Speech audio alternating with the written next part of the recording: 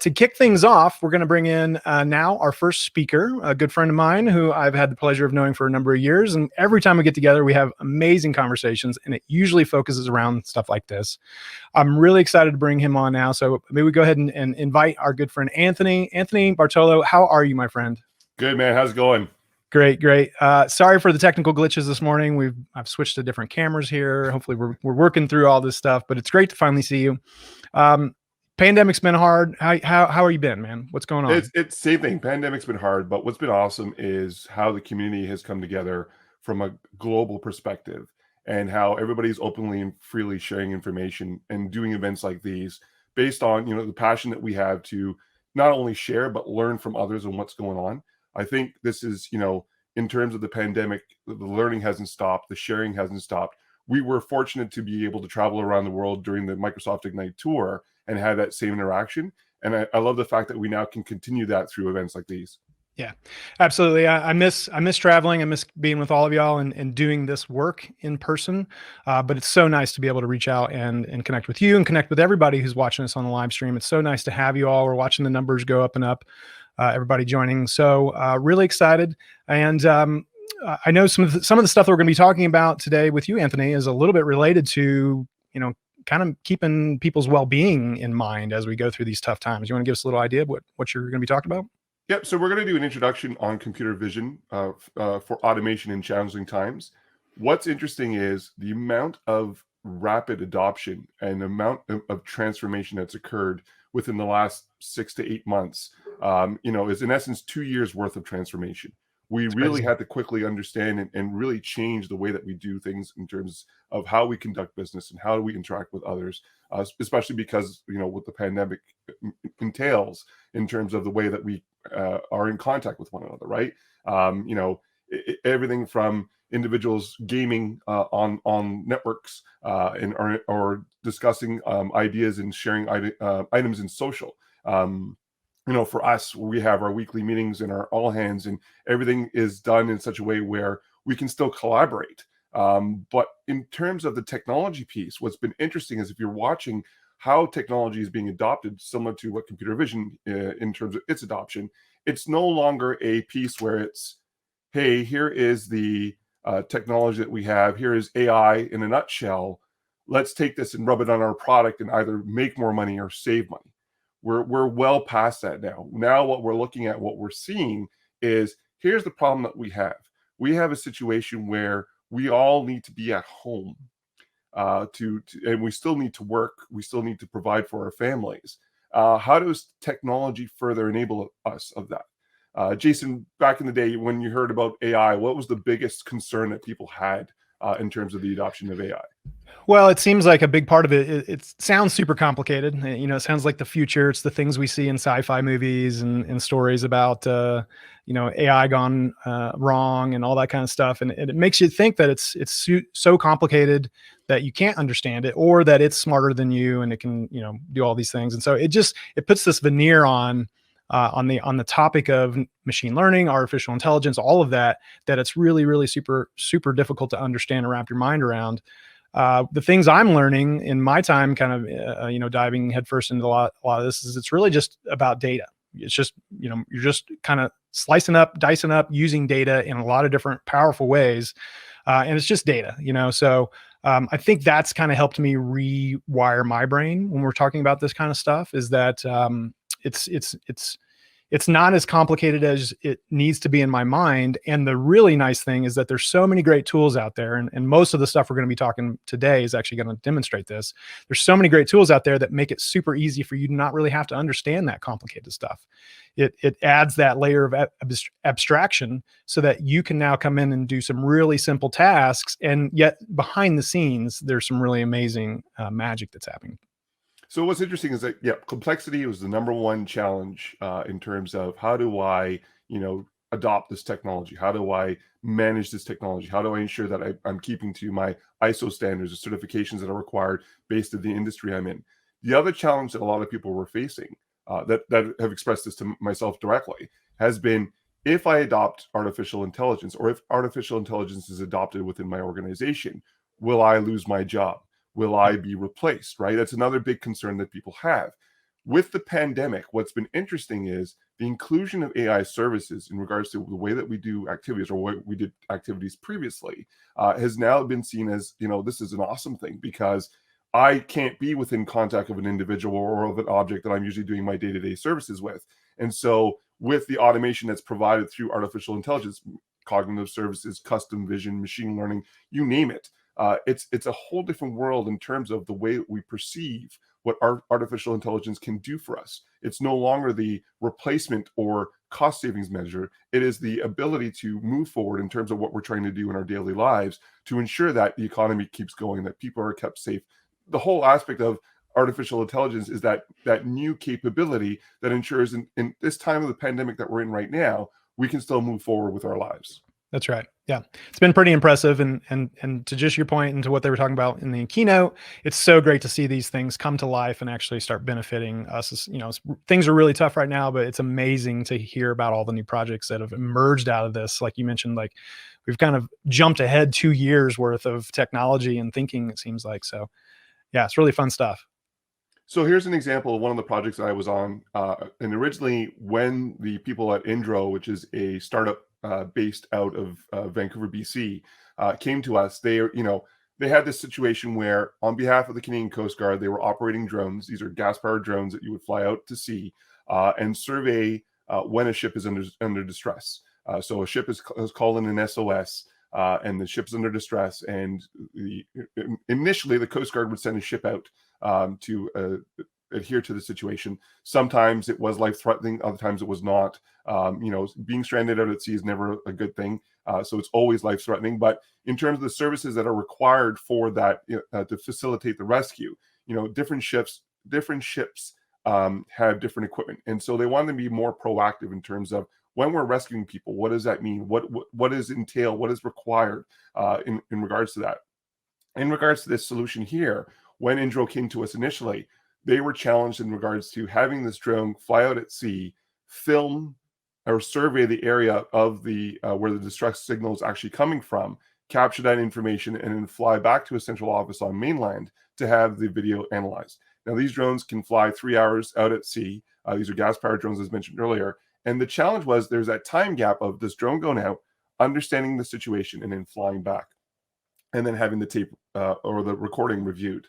So they had come to us initially because, in terms of regulations, there are specific regulations in terms of the height that the drone has to fly at and the resolution that the drone has to capture imagery at in order to be sanctioned for the ability to save lives. And this is something where it's a challenge because the bandwidth that was required for these drones to capture this information and live stream this information was, was too high to be supported over the connections that they had. Remember, you're out at sea.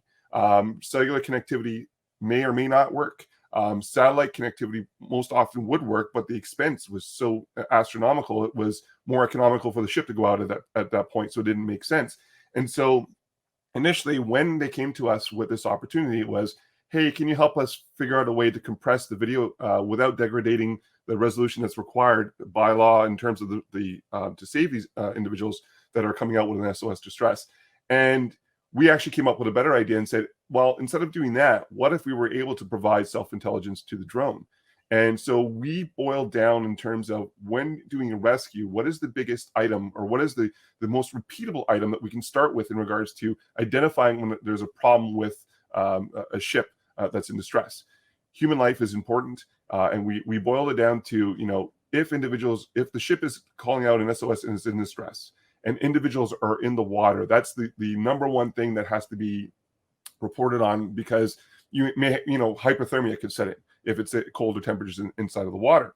And so in this scenario here, what we taught the drones to do is over 5,000 hours of training identifying life jackets inside of the water at different altitudes, specifically based on the regulations that require the drone to fly at, in regards to the different shades of orange of the life jackets, in regards to different weather, snow, rain, cloudy day, sunny day, the whole bit, even the water itself, if it's a choppy day, if it's a flat day, all that information being captured and being used in custom vision as a trigger. So this whole availability of, understanding, oh, I see a life jacket, and then confirming that an individual is actually in the life jacket using, heat scanning and the ability to pinpoint, yep, there's an individual in there, and then to do a rudimentary calculation based on the body mass that's detected by that heat capture, to then say this individual that's in the water, and then understanding the environmentals around the drone itself. The estimated time for hypothermia that's set in is X amount of hours, X amount of minutes, whatever that may be.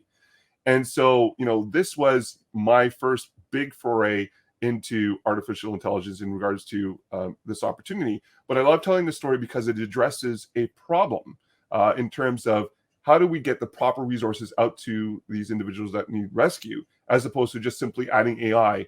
Making these drones self-aware and intelligent makes it so that you can have this ability to understand the data at the point of entry, at the point it's being captured, as opposed to waiting back for the information to be relayed back to you, which could take up to 3 hours at a time, and then review said information to make a judgment call. That's pretty fascinating. I had no idea that you could actually, first of all, that there was even gas powered drones that could go out that far and fly that long, but that you can do that kind of scanning and then send that information, relay that information back to make some decisions is pretty fascinating. Well, and this is the thing, right? So Indro at the time, they didn't know. And that's one of the big challenges, right? A lot of people don't know in regards to the technologies that are available and the services that are available. You figure AI is just this replacement of thought. And, they don't know what services are actually, and sitting down with companies like Indro and really fleshing out what are they trying to accomplish? What is the idea behind the request that's coming in terms of what they want to adopt and why they want to adopt it, right? Sometimes we're too quick to say, hey, there's this technology is bolted on and let's go.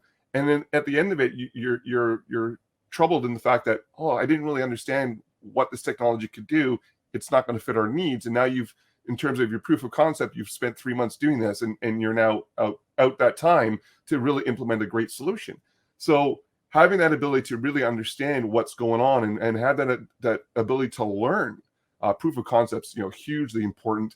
If you're dabbling in our artificial intelligence and you're looking for projects, may I suggest, looking at nonprofits. I've been blessed to have the opportunity to work with a handful of nonprofits thus far in terms of the testing of technology and enabling them to solve problems or opportunities with technology like artificial intelligence, machine learning, what have you. And it's a great learning experience in terms of the capabilities and growing that solution and continuously evolving that solution to a point where others can replicate, others can take advantage of it as well. So case in point, we unfortunately, can't replicate the drone scenario because we're all at home and my ceiling in my basement won't allow me to fly a drone that high.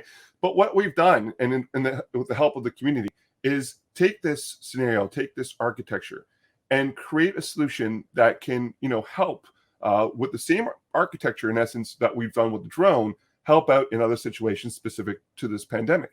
So the example that we're going to showcase here is, this is Tailwind Traders. They are, a retailer. One of their arms in retail is hardware, and they have, huge hardware offerings around North America. And, the challenges they have is, if you know of any hardware retailer, that the amount of tools and accessories and what have you, there's a lot. If you're a mechanic, if you're a home builder, if you're, even just a general contractor, of all the tools that you require. And these hardware stores carry all this inventory, and every 6 months there's a count required. There's an inventory count that's required in respect to, can we reconcile what we have in physical inventory to what it says in the system, right? I've worked at a hardware store, Canadian Tire, in my youth. And I remember every 6 months, it was the same. It was, you had to go through, the store would shut down. It would be after hours situation. And you would actually be counting, this is how many nails we have. This is how many hammers we have, and so on and so forth. And the challenge now is, in the terms of the pandemic, there's a restriction in terms of how many people can actually be within a building or in a room together when doing work or shopping or what have you. So if you have less people, the count still has to happen. You still have to do the reconcile between what you have in physical inventory to what it says in your systems in terms of what you had. So in that scenario there, can you the opportunity to extend the inventory count is a challenge because the next day people are going to shop again, and that inventory level is going to fluctuate, and you can't limit, oh, well, you can't buy these because we haven't counted these yet. You can't do that in terms of the customer. Customer wants what they want, and they're going to buy it and take it. So that also poses as a challenge. So this is where a opportunity or problem exists, and how we then look at what can we do in terms of artificial intelligence to address this opportunity, right? So what I first want to call out, I'm not a developer. I am, traditional IT pro, as you want to call it, but I do architect solutions, and I do call myself a hobbyist Python coder. I've done a lot of IoT Python coding up to this point. Nothing professional, but everything, in terms of proof of concepts, I've been able to dabble in. Previous to, in terms of the computer vision model that we're going to show you, I've done everything manually in terms of capturing the information that I require to teach computer vision what needs to be accomplished. And, and I love collaborating with others and building off the strength of others. And Cassie has this great post, which, changed my mindset in regards to how do I acquire all the information that is required to teach the computer vision model what it's looking at. And so in this respect here, this is taking this model. I've dabbled in it with it via Python, and extrapolating information required. So imagery I require to teach computer vision on aspects of, and I'm going to show you that in the demo in just a second, the ability to capture that information from Bing image services of what I need to train the model with. So I love sharing this because it's a great article that details how to do this, so that you don't have to do it manually like I did. I went through Bing image search and pull out all the items that I needed to teach the computer vision model with. In this scenario here, you type in what items you want, it'll actually create you a repository of those images, and then have the ability to import that into your custom vision model for the understanding of what the optical peripheral on your device is looking at. So do check this out, because it's really a great time saver in terms of acquisition of all that data. So as I mentioned, we're going to jump into a quick demo. And again, this is based on the learnings that we've done with the drone AI model. And we've now carved it down to something where it still has the architectural look and feel of what we did with the drone, but we're not going to be tracking individuals in the water. In this note here, we're actually going to be tracking the tools and recognizing tools within a hardware shop for the ability for inventory counting. In the light of that, we have less individuals inside of a shared space to do the counts itself. So Jason, have you dabbled with the custom vision model thus far? I have, actually. I got to use a little bit of it last year for when we were preparing for the Ignite the Tour. I delivered a couple of talks in the AI track, and yeah, that was my first exposure to it. And actually, I should say what I'm about to say is exactly one of the comments we had in chat here. Brandon Toes said, what really appeals to me with Microsoft is that you're making AI accessible to the layman like myself. I never thought I'd be able to get involved with AI without getting a master's or bachelor's. At this point, can a person make a career specifically out of Azure AI services? My answer to that is yes, in my very limited exposure to it, because I was able to build some really, not just proof of concept, like some really interesting things. And you're right, custom vision AI, I think to me was that front door, like introduction to, oh, you can do that. Wow, I can think of all kinds of ideas now. And that's just it, right? You're incorporating this service based on the problem that you want to address. As mentioned, I'm not a developer either, right? So I'm, like at best an architect of solutions. But knowing in terms of what the services are that are available and understanding how that fits into play, from an IT perspective, we hear it all the time. How do we participate in regards to the development of solutions? Understanding what's available in terms of services and understanding what problems that the organization that you support need to be addressed and incorporating those services, you can definitely create a career on the creation and further enablement and evolution of this solution outside of the developer realm in harnessing tools like these. Our data scientists needed 100%, because the evolution of the way that information is digested and comprehended by the services definitely requires that type of strength to evolve and continue on. But also the ideas in terms of what can be accomplished, what opportunities need to be addressed. Using tools like this, like the workbench here as a non-developer, was such a great way for me as an entry point to really capitalize on the ability of, hey, this is really cool, I can accomplish this. And then me wanting to further my learning in terms of, now how do I adopt this now that I have this learn set. And I'm going to show you how I went through it. And this is similar to the model that we did with the drones, but obviously more concentrated on the tailwind traders for the hardware specifically itself. So in regards to this, we're going to go through and we're going to add images. And remember what I said, initially I added these images manually, right? Casey's blog post is so timely in regards to now having the ability to extrapolate this directly from the search engine, specifically Bing image search engine. Jason, what do you see in front of you here? I see a lot of things that could be hammers. Could be hammers. Could be hammers. Some mallets, right? I see, yeah, a few things that are definitely heavy enough to hit a nail with, whether they're actually a hammer or not. Now, how do you know this? How do you know that that's a hammer? Yeah, it's a good question. I've seen hammers before. I've used hammers before. I've held them in my hand. I kind of just know what they look like and how they're intended to be used. When I was a kid, I had the toy kit that had this was a hammer, this is a screwdriver, this is a wrench. Like you're taught from a very early age in terms of recognizing what the object looks like, right? Exactly. So in terms of this computer vision model, what we're doing here is we're taking these images. These are the images that we have as a hammer, and we're labeling it, as you can see, as a hammer, right? So yes, there are some mallets in here, and some people have brought that up in the past, but that's great. So that in this here, you can show that there are a couple false positives that need to be addressed, and I can actually remove those images from this data set. But remember, we're trying to do an inventory count here, so I'm going to go through and I'm going to start adding other tools, and now we're adding a wrench into this, and we're going to go through and add all the tools. We're not going to sit here and do all the tools, but as you can see, I can add all the multiple tools. I can have multiple labels, one per image in terms of what the tools that we're looking at. And you can see here in terms of the tags, I've got 68 hammers and 51 wrenches. And what I didn't do is I go and train the model. And so when I'm training the model, and what that means is now the computer vision workbench is going through and understanding from the imagery that's provided to it and the labels that are attached to the imagery, what it's actually looking at, in the hopes that when it has the ability via a peripheral that can see to look at objects, to understand what it's actually looking at.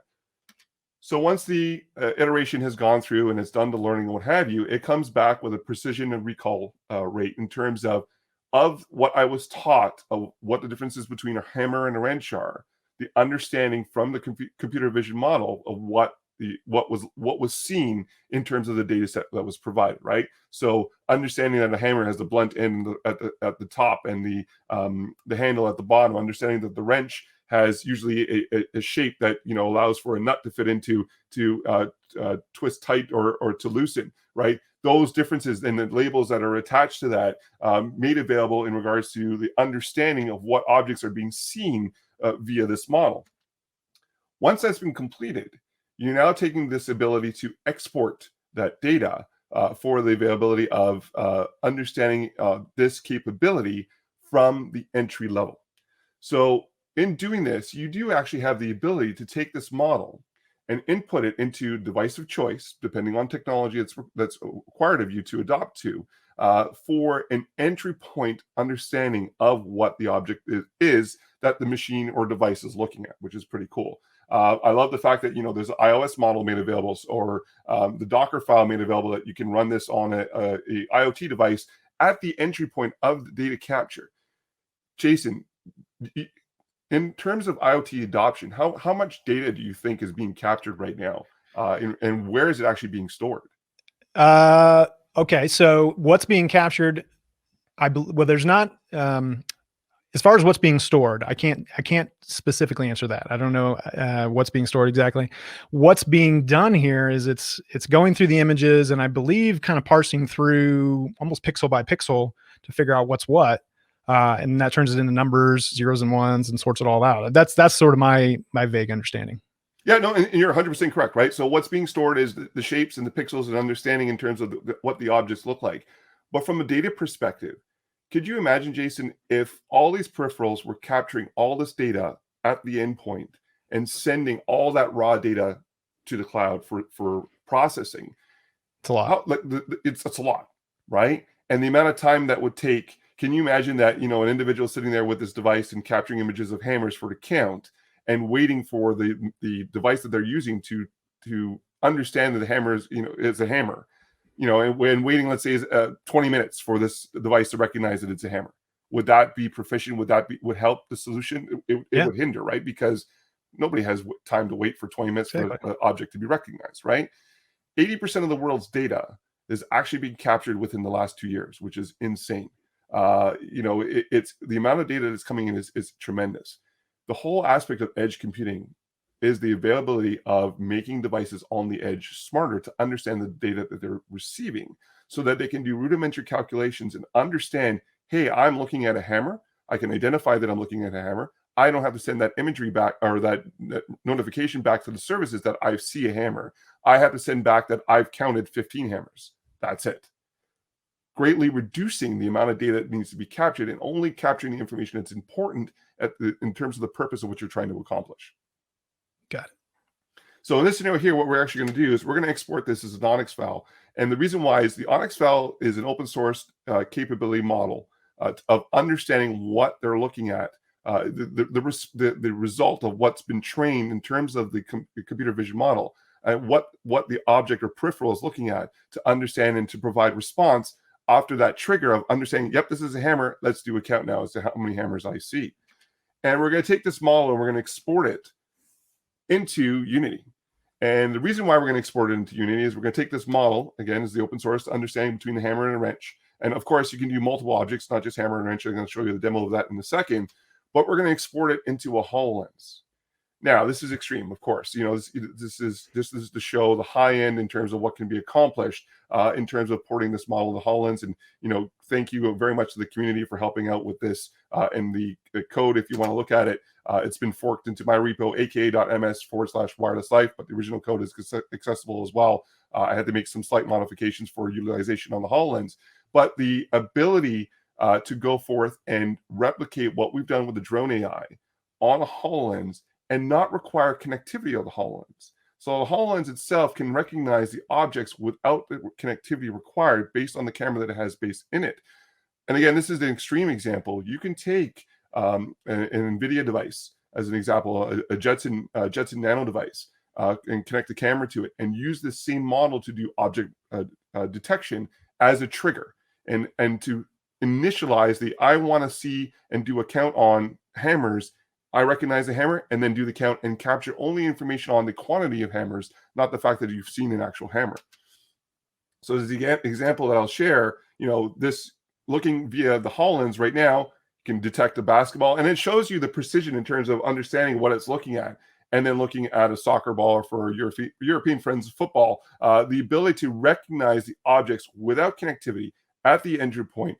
Then, the next trigger, like it was with the life jackets, was now do the capture of the environmentals and understand type until hypothermia catches in. In this scenario here, count how many wrenches and hammers for inventory. And of course, more than just wrenches and hammers, but the ability to use that as a trigger and an identifying point to really understand around the world what's being seen via these peripherals from the entry point or the edge, and without needing to capture all the information or have constant connectivity.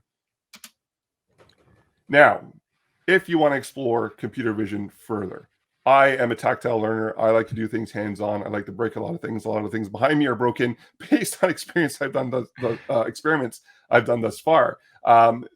Do check out aka.ms/AIML10. This provides you the availability to go forth and practice what was shared today in terms of this presentation, and really start exploring what the services actually enable. And don't limit yourself and say, I'm not a developer or I don't code in C#. Go out there and dabble and understand. What I love about Microsoft Learn is the ability for the inclusion of everyone to learn at the pace that you want to learn at. And the modules that are made available in this Microsoft Learn collection is such that hands-on theory, going through best practices, taking that information that you've learned and moving forward with that. Also, certification, right? This is another thing, some organizations require it, some organizations don't. I use certification to be not a proof, but yes, I've learned everything, in regards to this. I've learned, it's a confirmation of I'm understanding the services that are available to me, and having that confirmation means that, I can confidently go forward and say, I see this problem that we can address using these services. And then you're always learning. just because you're certified, that doesn't mean that you are the know-it-all. I always, abide by being a learn-it-all, and continuously learning and make capable of my learnings and sharings with everybody else around the world to be in an advantage of adoption of services. But the availability in regards to this capability of certification means that, hey, from a foundational level, I understand what's going on. I can, then grow from there.